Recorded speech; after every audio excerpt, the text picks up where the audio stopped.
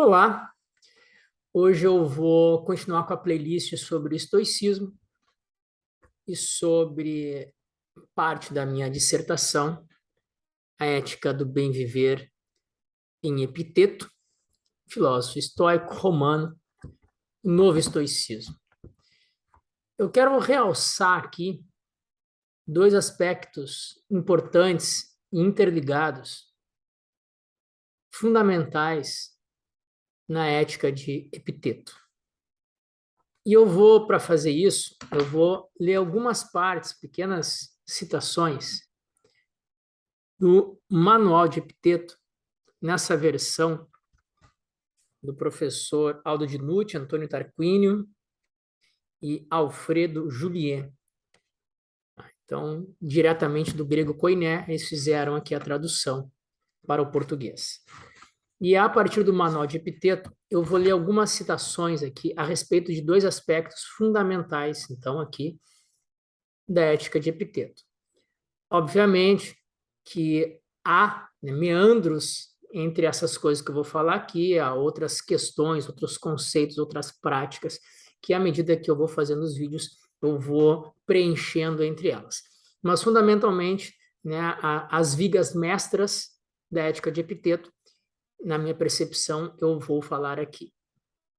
Uma delas é uma expressão, que é a expressão em grego ephemin e uk ephemin, que muitos autores, pesquisadores, traduzem por sobre aquilo que está em meu poder, ephemin, e aquilo que não está no meu poder, uk ephemin, ou aquilo que está sobre o meu controle, ou não está sob o meu controle, ou que está sobre a minha agência, ou não está sobre a minha agência. Eu prefiro a última. Aquilo que está sob minha agência, epiheme, aquilo que não está sobre minha agência. Eu vou deixar mais claro a minha preferência para essa tradução na minha tese de doutorado. Mas aqui eu vou falar sobre essa expressão.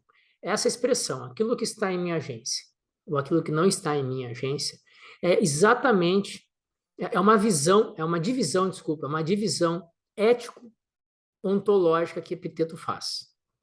As coisas que estão sob minha agência, ou poder ou controle, e as coisas que não estão sob minha agência, poder ou controle.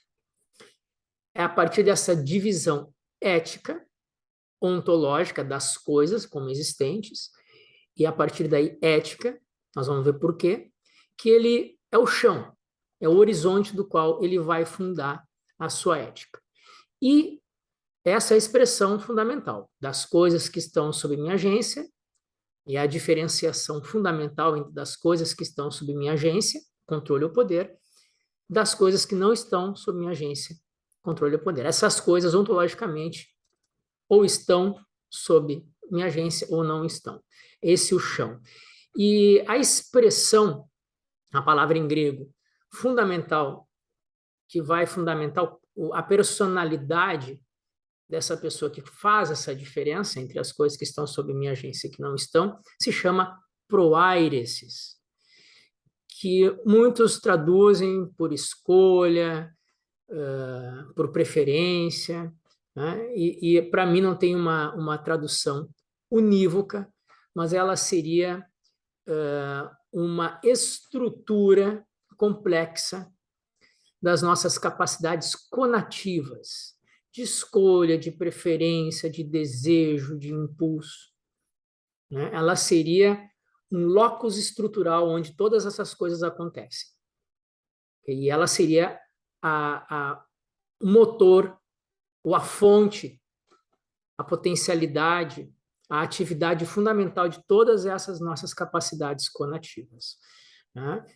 Não vou entrar mais em detalhes, a gente vai falar mais sobre isso, porque ela é a expressão da personalidade moral fundamental na ética de Epiteto. Então, vamos lá. As duas coisas que eu quero deixar em evidência agora, que eu vou ler aqui no Manual de Epiteto, é sobre essa divisão das coisas que estão sob meu poder, agência ou controle, eu prefiro agência, e as coisas que não estão sob meu controle, poder ou agência. começa assim, já de início, o manual de Epiteto. Vou lê-lo agora. 1. Das coisas existentes, algumas são encargos nossos, outras não. São encargos nossos o juízo, o impulso, o desejo, a repulsa. Em suma, tudo quanto seja ação nossa. Não são encargos nossos o corpo, as posses, a reputação, os cargos públicos. Em suma, tudo quanto não seja ação nossa. Então, veja bem, aqui está a divisão ontológica das coisas.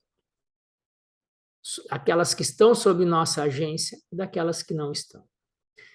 Importante notar que aquelas coisas que Epiteto coloca aqui, que estão na nossa agência, que são encargos nossos, como está aqui na tradução do professor Al, são questões da mente, do pensamento, da alma, do espírito, como queiram falar. O juízo, o impulso, o desejo, a repulsa, tudo que são questões interiores, internas do pensamento do ser humano. Tudo que está em nossa agência está no âmbito interno da nossa vida mental, da nossa vida do pensamento. E o que não são encargos nossos, que não estão sob nossa agência? Tudo quanto não seja ação nossa, o que são? Corpo, posses, reputação e cargos públicos. Mas como assim, meu corpo não está sob nossa agência? Não. Podemos ficar doentes, podemos sofrer acidentes mesmo cuidando do próprio corpo. Todas as coisas que estão em disputa, todas as coisas das quais nós não temos um controle total, das fontes, dos meios e dos fins, não são encargos nossos. Mais adiante vão falar não que ela não tem um valor relativo. Mas aí entra a questão ética. Aquilo que tem valor e que deve guiar a nossa aperfeiçoamento moral são as coisas que estão sob nossa agência. Se queremos aprimorar nossa personalidade moral, devemos dar conta, atenção, exercitar nossos juízos, impulsos, desejos e repulsas. É aqui que está o bem, é aqui que está o valor, é aqui que está o aprimoramento, o aperfeiçoamento moral de cada um. Por isso que é uma divisão ontológica, ética ou ética ontológica. Quando colocarmos nossa atenção, nosso exercício e valor, ou colocar o bem em cima do nosso corpo, das posses, da reputação, cargos públicos e afins, estamos colocando valor, atenção, exercitando um lado que não está sob nossa agência. Estamos desviando do nosso aperfeiçoamento moral. Então, essa divisão é fundamental em Epiteto. Sabermos diferenciar onde está a nossa agência, onde colocamos a mão, onde temos a capacidade de agir, e nessa ação aprimorar nossa personalidade moral e ir em direção à finalidade última do ser humano, que seja a serenidade, a eudaimonia, né, a felicidade, a bem-aventurança, ou viver de acordo com a natureza. Só é possível se nós colocarmos nossa ação naquilo que verdadeiramente é o campo da nossa ação, a nossa vida mental. Juízos, impulsos, desejos e repulsos. Fundamental, é aqui o chão, o horizonte fundamental da ética de Epiteto, é a diferenciação daquilo que está sob nossa agência e daquilo que não está sob nossa agência.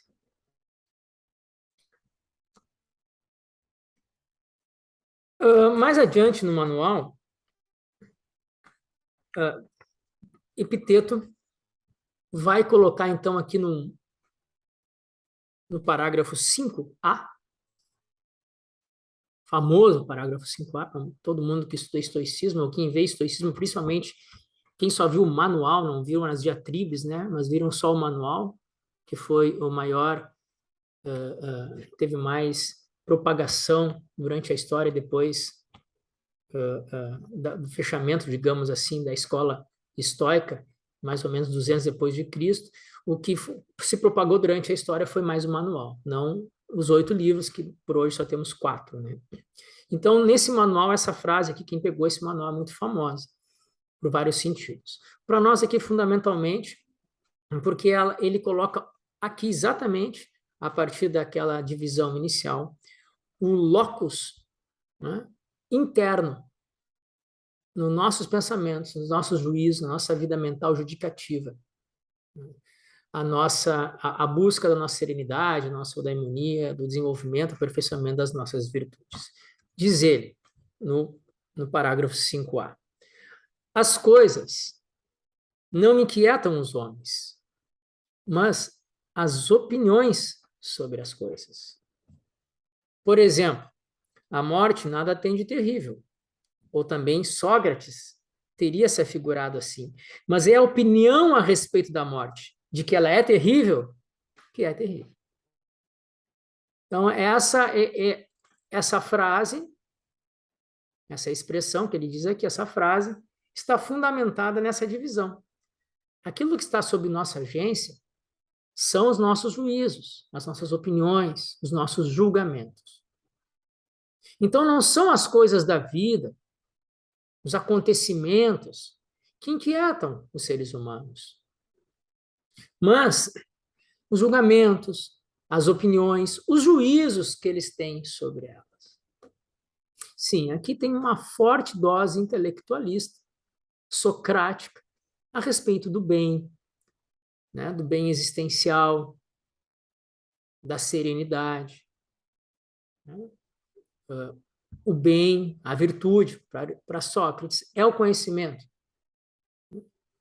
Não é exatamente assim para Epiteto, mas aqui sim, tem uma forte reflexão, reflete aqui fortemente, né? Você vê, dá para ver aqui como Sócrates é, né, o paradigma fundamental de Epiteto. Normalmente ele traz Sócrates como modelo, quando ele quer explicar algo de tamanha importância. Então, sim, tem um forte reflexo intelectualismo socrático aqui, embora não seja exatamente igual em Epiteto. Então, mas é nessa batida intelectualista que, por exemplo, Albert Ellis, fundador da teoria da terapia cognitivo comportamental, que hoje se chama, para ele era RABIT, Rational Emotional Therapy Behavior. Então, é a terapia comportamental, emotiva, cognitiva. Então, ele fundou toda a terapia dele, que hoje se chama TCC, Terapia Comportamental Cognitiva, e ele fala isso no primeiro livro que ele lança, Albert Ellis, nessa frase de Epiteto. Ele agradece Epiteto e essa frase, né, que as coisas não inquietam os homens, mas as opiniões sobre as coisas, para fundar a sua terapia comportamental cognitiva, que tiraram o emocional depois dele, ficou só comportamental cognitivo. Ou seja, entre uma reação emocional para Albert Ellis e aquilo que acontece, eu tenho no meio o juízo, a opinião que eu dou àquilo que acontece. Se eu alterar a minha opinião, cognitivamente, eu altero as minhas emoções e assim eu tenho uma nova relação com as coisas e com o mundo, com as pessoas e, inclusive, comigo mesmo. Né? Então, essa é uma frase que coloca, né, de novo, é o locus interno que Epiteto traz a partir daquela divisão ético-ontológica. Ok? Vamos ver se tem mais uma frase aqui. Aqui, na frase, no parágrafo 19a, está escrito assim: podes ser invencível se não te engajares em lutas nas quais vencer não depende de ti. De novo, né?